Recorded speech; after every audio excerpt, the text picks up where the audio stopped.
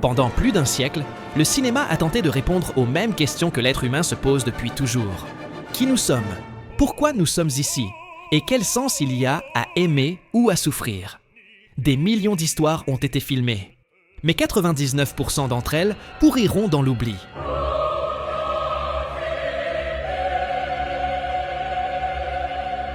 Pour atteindre l'âme humaine, une histoire ne suffit pas. Il faut la perfection absolue de la forme. Chaque plan et chaque silence sculpté comme une œuvre d'art totale. Oublie les classements mous d'IMDb et les listes de critiques politisées et clichés. Ceci est le canon définitif. De la même manière qu'aujourd'hui nous étudions Shakespeare à travers Hamlet ou Beethoven à travers la 9e, à l'avenir, ces œuvres seront la seule trace de notre génie. Le point le plus élevé de l'art et de l'âme humaine.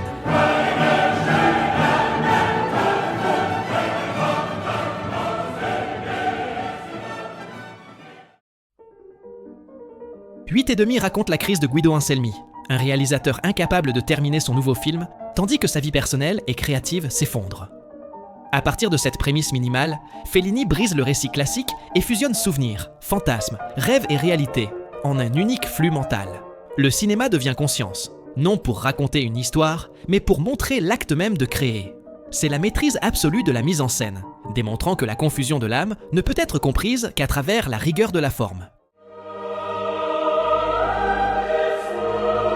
Au Japon féodal du XVIe siècle, deux frères aveuglés par l'ambition abandonnent leur famille à la recherche de richesses et de gloire militaire, pour découvrir que le succès n'est qu'une illusion abritée par la tragédie. Dans Ugetsu, Mizoguchi ne se contente pas de diriger, il accomplit un acte de magie. Grâce à ses légendaires plans-séquences, il fait coexister les vivants et les morts dans un même cadre, sans coupe ni artifice. Ici, le cinéma est une brume mystique. La perfection technique est mise au service d'une vérité dévastatrice. L'amour de l'âme n'est souvent reconnu que lorsqu'il est déjà devenu un fantôme.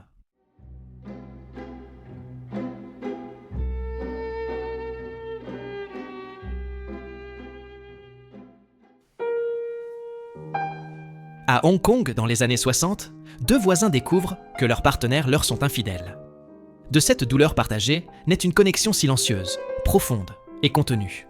Ils ne s'aiment pas par désir, mais par reconnaissance mutuelle. Deux âmes qui se rencontrent dans la solitude et décident de ne pas se trahir. Wong Kar-wai filme un amour qui ne se consomme pas parce qu'il est réel. Un lien qui existe dans les gestes, dans le temps suspendu et dans ce qui n'est jamais dit. C'est un amour de l'âme qui n'a pas besoin d'advenir pour être éternel. Ici, la perfection de la forme atteint son sommet.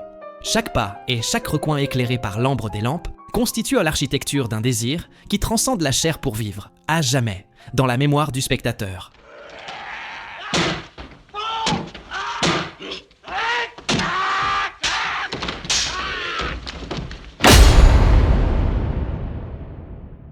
Harakiri suit un samouraï appauvri qui demande l'autorisation de se suicider dans la demeure d'un puissant clan. Ce qui semble être un rituel d'honneur devient une accusation dévastatrice contre l'hypocrisie du pouvoir. Le cinéma se transforme en procès moral, où la perfection de la forme met à nu le mensonge d'un système pourri. Ici, l'âme humaine se mesure à l'intégrité face à la mort, dans une œuvre où chaque mouvement de caméra est une estocade directe portée à la conscience. Un ange qui observe la mélancolie du Berlin divisé tombe amoureux d'une trapéziste mortelle. Pour être avec elle, il doit renoncer à son éternité et accepter la fragilité humaine, la douleur, le passage du temps et la finitude. Wim Wenders atteint ici la représentation définitive de notre essence. Le film commence dans un noir et blanc éthéré, la vision d'ange qui voit tout mais ne ressent rien, puis éclate en couleurs lorsque le protagoniste décide de devenir humain. C'est le cinéma comme pure métaphysique, un poème visuel sur le poids de l'existence et la beauté de l'éphémère. Wenders transforme ce choix en une réflexion profonde sur l'existence, le fait de ressentir et la beauté de vivre.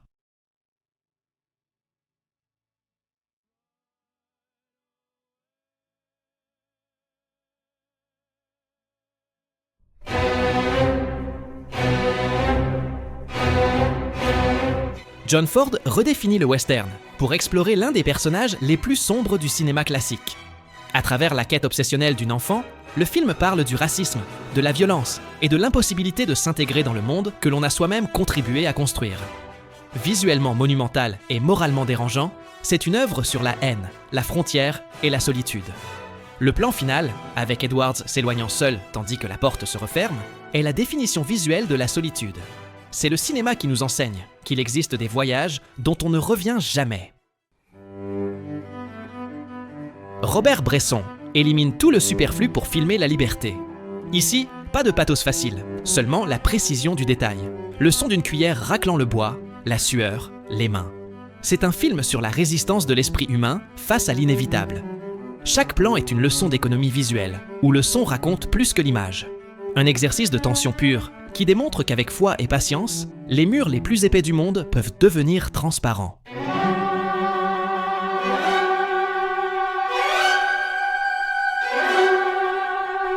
Le chef-d'œuvre du cinéma épique. David Lean transforme le désert en un espace mythique où l'homme affronte son propre ego. Au-delà du spectacle visuel, le film est une étude profonde de l'identité, du pouvoir et de la contradiction morale. Lawrence n'est pas un héros classique, mais un personnage fragmenté, pris entre la grandeur et la culpabilité. Chaque plan respire l'ampleur, mais aussi la solitude. Du cinéma total, dans tous les sens du terme.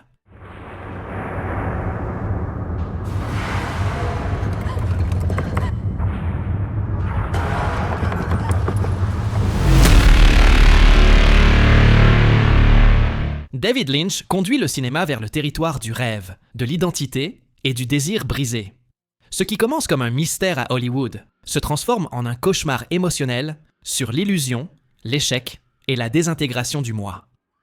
Chaque image semble logique, jusqu'à ce qu'elle ne le soit plus, obligeant le spectateur à ressentir avant de comprendre. C'est l'une des explorations les plus radicales de l'esprit humain jamais filmée, et une œuvre qui grandit à chaque vision.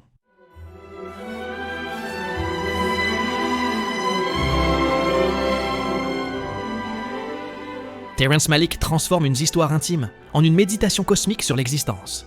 L'enfance, la famille, l'amour et la mort dialoguent avec l'origine de l'univers, dans une œuvre qui brise la narration classique pour chercher quelque chose de plus profond.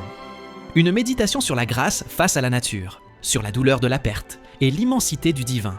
Ce n'est pas seulement un film, c'est un poème visuel qui t'oblige à lever les yeux et à te demander ce que signifie réellement être vivant. No trouble. Kid stuff.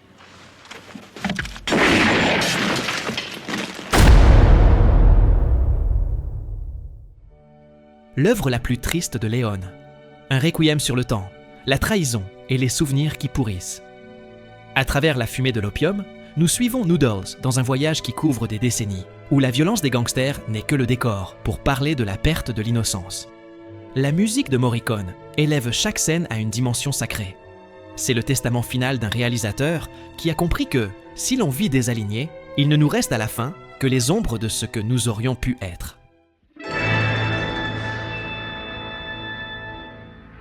Tess est ce que le cinéma a produit de plus proche de Roméo et Juliette.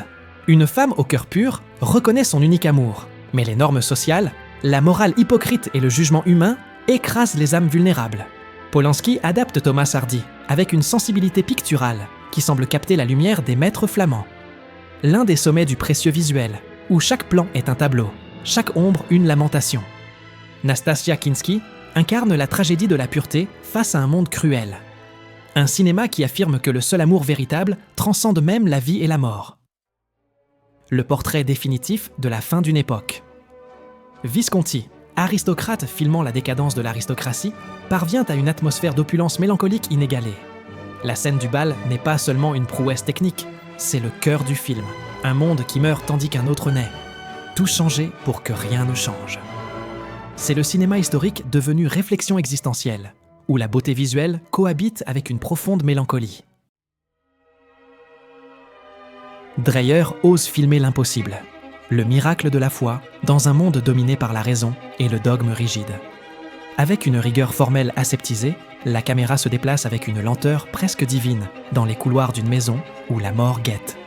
Dans un paysage austère et froid, le film construit une tension spirituelle qui explose dans l'une des fins les plus puissantes de l'histoire du cinéma. Une expérience spirituelle qui défie toute logique. La preuve définitive que l'image cinématographique peut atteindre des dimensions métaphysiques, faisant croire au spectateur, ne serait-ce qu'un instant, que la vie peut vaincre la mort. Le testament vital de Bergman est une célébration de la lumière et des ombres de l'enfance. À travers le regard de deux enfants, nous explorons la joie de vivre face à la rigidité du fanatisme religieux. Bergman condense toute sa filmographie dans son œuvre majeure, le théâtre, la famille, les fantômes et le poids de l'autorité.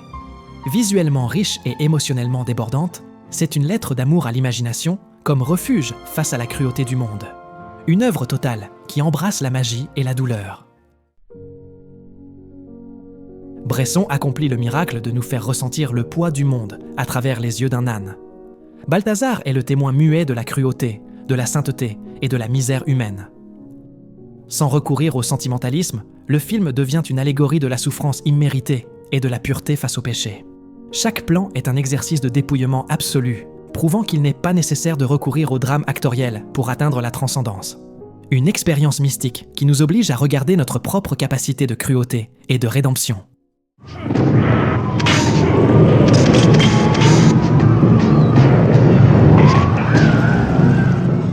Le chef-d'œuvre de Martin Scorsese.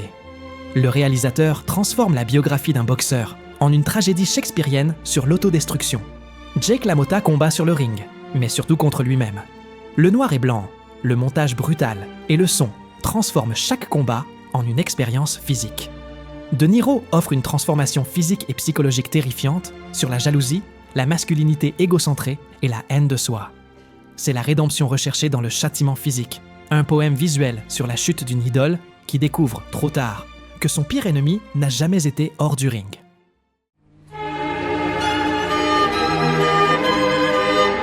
Tarkovsky nous plonge dans une Russie médiévale, dévastée, pour se demander si l'art peut survivre dans un monde rempli de violence et de péché.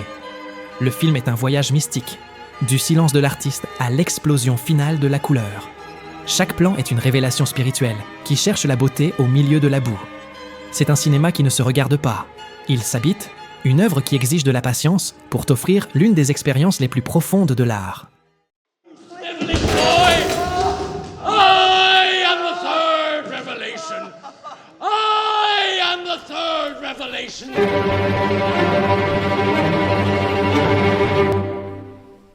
Paul Thomas Anderson filme un Macbeth moderne, sans château ni couronne. Seulement l'ambition, le pouvoir et une solitude absolue. Daniel Plainview est un personnage tragique qui s'élève en se vidant de l'intérieur, jusqu'à ce que le triomphe devienne condamnation. La mise en scène d'Anderson est d'une ampleur biblique, soutenue par la musique inquiétante de Johnny Greenwood, qui sonne comme un cauchemar industriel. C'est un film sur la haine comme moteur du progrès et la solitude comme destin final. Un duel de volonté qui se ressent comme un séisme visuel. Le cinéma moderne a atteint ici son point le plus élevé jusqu'à présent. Yasujiro Ozu filme l'invisible, le passage du temps, la distance entre parents et enfants et la tristesse sereine de l'inévitable. Le voyage de parents âgés vers la ville pour rendre visite à leurs enfants révèle la déception silencieuse d'une vie familiale sans âme. Avec sa caméra au ras du sol et son. Rythme apaisé, Ozu capte la beauté triste de l'éphémère. Il n'y a pas de grand drame, seulement le temps qui passe et l'acceptation de la solitude. Le cinéma fait humanité, une œuvre qui murmure des vérités universelles sur la pitié et l'oubli. Nous entrons en territoire sacré. Oubliez ce que vous pensiez savoir du cinéma. Ces 10 œuvres ne sont pas des recommandations, elles sont le canon immuable de notre espèce. Une descente vers la perfection technique et la vérité ontologique que seuls quelques-uns ont pu filmer. Le reste n'est que divertissement. Ceci est l'éternité.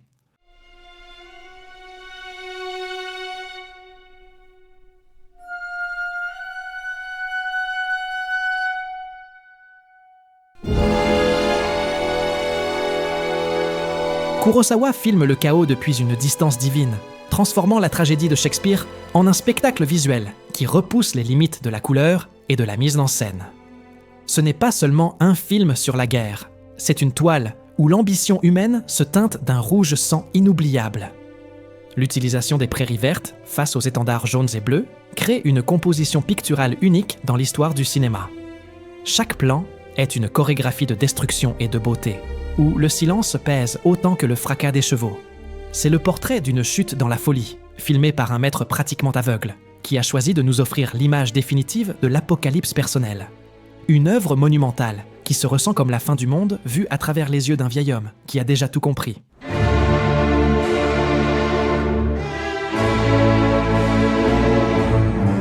Kubrick atteint ici la perfection technique absolue en utilisant des objectifs de la NASA pour filmer uniquement à la lumière des bougies, obtenant une texture qu'aucun capteur numérique ne pourra jamais reproduire. C'est une odyssée sur l'ascension et la chute d'un homme médiocre, racontée avec une froideur mathématique qui, paradoxalement, est dévastatrice. Le portrait de l'être humain cherchant à se remplir de pouvoir et d'argent en ignorant la véritable beauté de la vie, de l'amour, de la nature et de sa propre âme.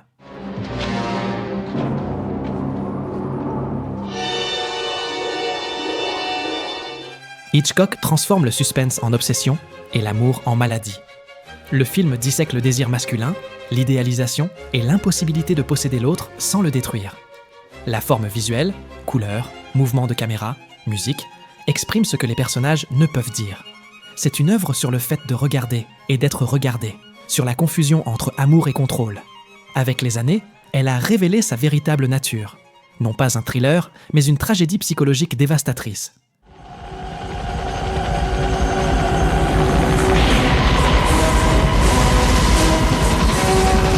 Coppola n'a pas filmé un film sur le Vietnam. Il a filmé la guerre elle-même, dévorant la civilisation. C'est la descente aux enfers de Dante, entre le napalm et Wagner. Une symphonie de destruction opératique où l'ambition technique a atteint des niveaux suicidaires pour capturer la folie humaine. Chaque ombre de Marlon Brando est un témoignage de l'horreur qui habite le cœur des hommes. Le cinéma comme expérience sensorielle totale, un voyage psychédélique et sauvage vers le noyau de nos ténèbres.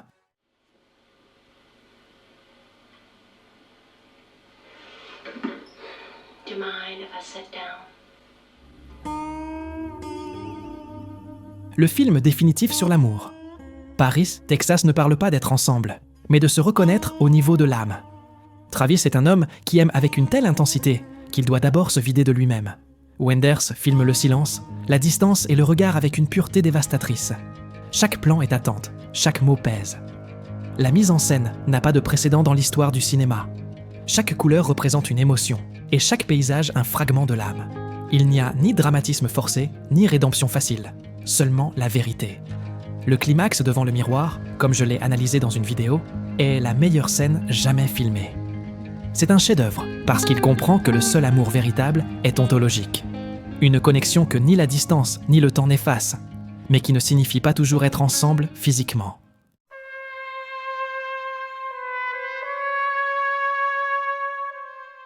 La tragédie la plus parfaite du cinéma. Coppola a élevé le genre criminel au rang d'art majeur, filmant une histoire de famille, de pouvoir et de corruption morale. C'est le portrait de la manière dont le système corrompt jusqu'à l'âme la plus pure. Chaque plan est chargé d'une solennité religieuse, où les ombres dissimulent les péchés d'un homme qui devient roi au prix de son humanité. Le cinéma n'a plus jamais été aussi élégant, aussi profond, ni aussi définitif. Tarkovsky brise la linéarité du temps pour filmer la mémoire elle-même.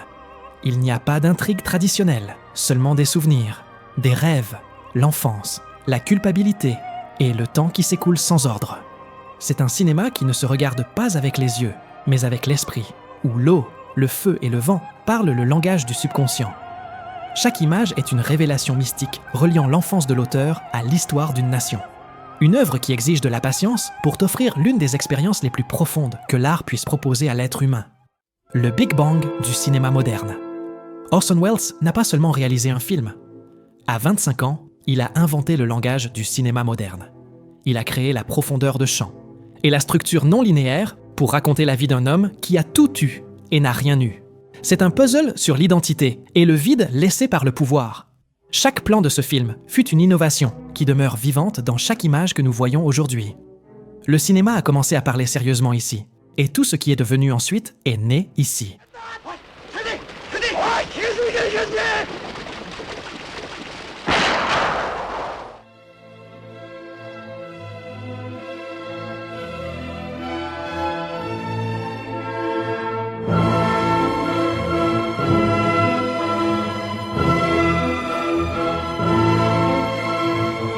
Le film qui contient tout le cinéma en lui.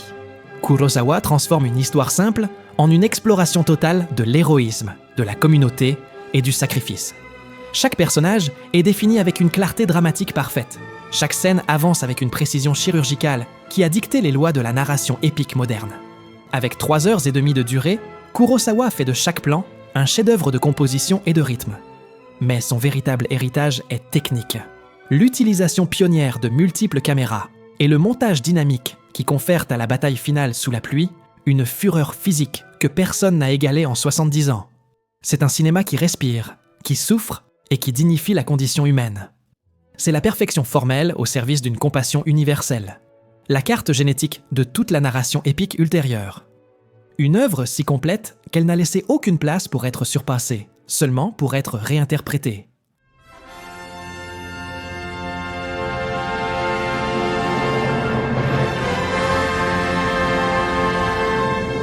Le meilleur film de l'histoire du cinéma. 2001 ne perfectionne pas un genre. Il transcende le cinéma lui-même. Kubrick élimine la narration traditionnelle pour créer une expérience pure, où l'image, le son et le temps remplacent le récit. Ici, le cinéma cesse de raconter des histoires et commence à penser. De l'origine de l'humanité au saut vers l'inconnu, le film aborde l'évolution, l'infini et le divin, sans la moindre concession au spectateur. Ce n'est pas un film sur l'espace, c'est une expérience métaphysique qui utilise l'image et la musique de manière symphonique pour questionner notre place dans le cosmos. C'est l'œuvre technique la plus aboutie jamais créée, avec des effets pratiques qui, 50 ans plus tard, continuent de faire honte aux images de synthèse modernes. C'est l'œuvre qui a prouvé que le cinéma pouvait atteindre le même niveau que la philosophie, la musique ou la science. Tout le reste dialogue avec elle. Rien ne l'a dépassé. Ceci n'est pas un classement destiné à faire l'unanimité. C'est la carte des sommets que l'être humain a atteint lorsque la technique et l'âme s'alignent parfaitement. Si tu as ressenti le poids de ces images, abonne-toi et explore ce refuge. Je suis de retour. À bientôt dans l'éternité du cinéma.